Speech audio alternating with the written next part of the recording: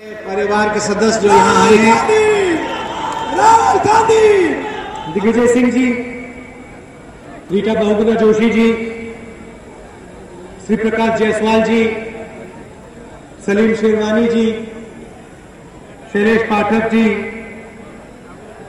प्रभु तिवारी जी, कांग्रेस के हमारे सब कार्यकर्ता, भाइयों और बहनों, आप सबका यहाँ बहुत बहुत स्वागत, नमस्कार। 2004 से दिल्ली में कांग्रेस पार्टी की सरकार है और जब आपने हमें चुना, हमने आपसे सिर्फ एक वायदा किया था। हमने आपसे कहा कि अगर दिल्ली में सरकार बनेगी तो वो आम आदमी की सरकार, गरीबों की सरकार, पिछड़ों की सरकार होगी। हमारे विपक्षी दलों ने कहा कि हिंदुस्तान चमक रहा है, इंडिया शाइनिंग का नारा दिया उन्होंने। सुना आपने नारा इंडिया शाइनिंग का? अंग्रेजी में नारा दिया था और इसका मतलब क्या है कि हिंदुस्तान चमक रहा है।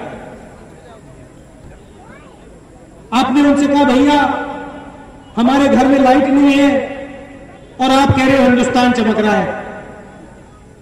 आपने कहा किसान के खेत में पानी नहीं है, आप कह रहे हो हिंदुस्तान चमक रहा है।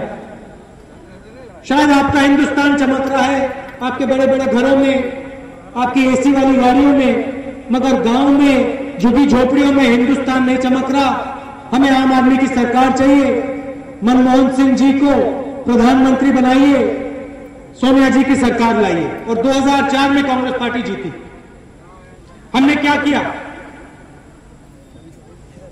सबसे पहला कदम रोजगार योजना। हमने कहा देखो भाई, शहरों में रोजगार होता है मगर जो हमारे गांव है वहां रोजगार नहीं होता। हमारे लोगों को गांव से जाना पड़ता है, शहर जाना पड़ता है, पलायन होती है। तो क्यों ना हम रोजगार को गांव में पहुंचाएं। और हमने दुनिया का सबसे बड़ा रोजगार प्रोग्राम चालू किया। क्या कहा? 100 दिन का रोजगार है, 120 रुपए प्रतिदिन, 12,000 रुपए। जो भी मजदूरी करना चाहे वो किसी भी धर्म का हो, किसी भी जात का हो, उसे हम 12,000 रुपए साल के देंगे। किसी भी प्रदेश में चले जाओ जहां कांग्रेस की सरकार है, केरल चले जाओ, महाराष्ट्र चले जाओ, दिल्ली चले जाओ, हरियाणा, आसाम चले जाओ, पूछो गांव में मनरेगा से क्या फायदा हुआ। जनता आपको बताएगी जितना फायदा मनरेगा से हुआ और किसी प्रोग्राम से नहीं होता। जनता बताएगी कि पहली बार गांव में रोजगार पहुंचा। जनता बताएगी कि हमारी इज्जत की। और यहां क्या हुआ?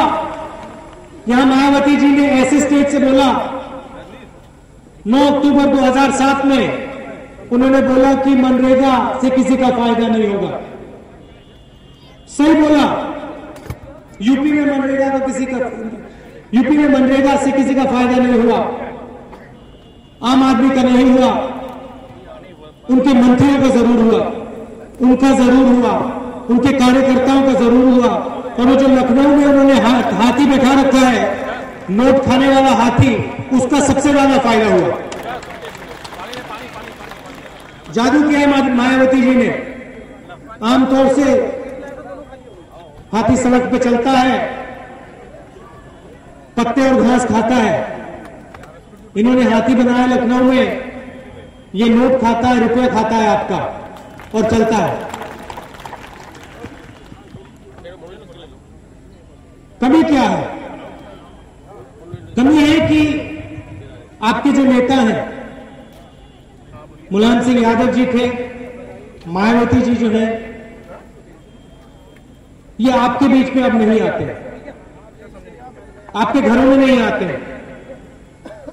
मुलायम सिंह जी पहले जाते थे मगर अब नहीं आते। जिस प्रकार से जानकारी हुआ करती थी अब नहीं रही। जब तक एक नेता गांव में ना जाए,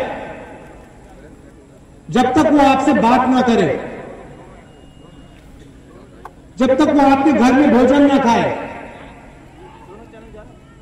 आपके जो कुएं का गंदा पानी होता है जब तक वो उसको नहीं पिए,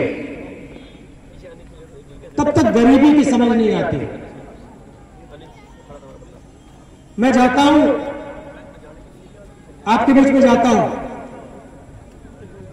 कभी किसी गांव में पहुंच जाता हूं, खाना खा लेता हूं, कुएं का पानी पी लेता हूं। कभी कभी मुझे दिखाई देता है कि भाई गंदा है, और मैं कहता हूं अगर वो पी रहा है तो मैं भी पी लूं। 2 दिन बीमार हो जाऊंगा, क्या हो जाएगा? भैया तुम संघर्ष करो। सुनो सुनो सुनो, 2 दिन बीमार हो जाऊं तो क्या हो जाएगा? क्या बड़ी बात है? मगर मेरे दिमाग में घुस जाएगा कि गरीब व्यक्ति को गंदा पानी पीना पड़ता है, और जब वो मेरे दिमाग में घुस जाएगा तो जब मैं दिल्ली में काम करूंगा तो मैं कहूंगा भैया किसानों को पानी की समस्या है, गरीब व्यक्ति को पानी की समस्या है। आजकल के जो नेता हैं गाड़ी में घूमते हैं, हेलीकॉप्टर में घूमते हैं, मैं भी हेलीकॉप्टर में घूमा हूं, ऊपर से सब अच्छा दिखता है।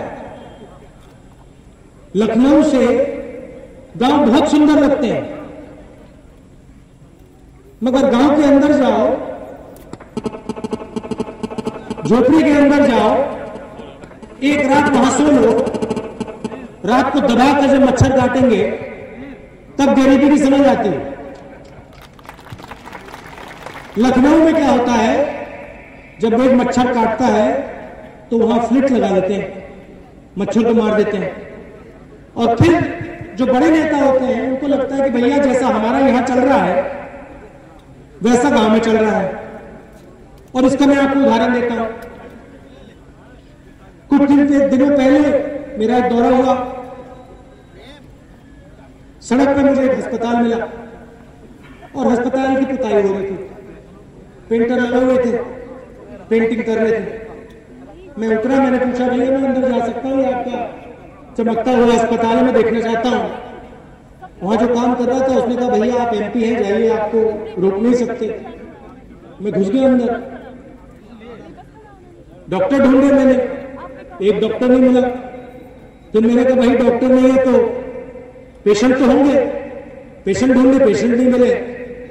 अंदर मुझे कुत्ते मिले, 4-5 कुत्ते मिले अस्पताल के अंदर। बाहर आया, मैंने उनसे कहा भैया ये क्या मजाक बना रखा है? अस्पताल के अंदर कुत्ते घूम रहे हैं, डॉक्टर नहीं है, पेशेंट नहीं है, आपने इसके सामने 500 गज की सड़क बना रखी है और ये आप पेंटिंग कर रहे हैं, ये आप किसका बेवकूफ बना रहे हैं? उन्होंने मुझसे कहा देखिए राहुल जी 500 गज दूर वहां पे हेलीपैड है, ये हमने सड़क हेलीपैड तक बनाई है, हार्ड टॉप सड़क है, वहां पे मायावती जी का हेलीकॉप्टर उतरेगा 2-3 दिन में। मायावती जी सड़क से आएंगे और इस अस्पताल को देखेंगे और फिर वो चले जाएंगे, हमारा ट्रांसफर नहीं होगा, हम बच जाएंगे। तो इस प्रकार से आपकी सरकार चलाई जा रही है। जो जानकारी आपके नेता को होनी चाहिए वो नहीं, वो आते नहीं है आपके बीच में, दूर दूर से डिसीजन ले लेते हैं। मायावती जी लखनऊ में फंसी हुई है, बुंदेलखंड में सूखा है, लोग मर रहे हैं, खाना नहीं, पलायन हो रहा है। हमने बुंदेलखंड पैकेज दिया 3000 करोड़ रुपए का, 1 रुपया नहीं पहुंचा। मायावती जी के अधिकारियों ने उनसे कहा कि भैया सब पैसा पहुंच गया, 1 रुपया नहीं पहुंचा। जब हमने बात उठाई उन्होंने मजाक उठाया, कहा भैया कुछ नहीं हो रहा है, सब कुछ ठीक है। मोंटेक सिंह अहलूवालिया जी गए, प्लानिंग कमीशन के हैं वो, उन्होंने अपनी आंखों से देखा, उन्होंने कहा भैया यहां पर तो बिल्कुल भ्रष्टाचार हो रहा है, सब गलत है। मायावती जी ने कहा ये कैसा आरोप लग रहा है मुझ पे? अब वो शायद सचमुच में सोचती है कि उत्तर प्रदेश में बहुत तेजी से प्रगति आ रही है, क्योंकि वो लखनऊ से निकलती नहीं है। मगर अगर वो गांव में जाती, आपके पास आती, आपसे बातचीत करती 2 मिनट, उनको समझ में आ जाता भैया यहाँ पे कुछ मुश्किल हो रही है, चुनाव आ रहा है तो समझ में आ जाएगा।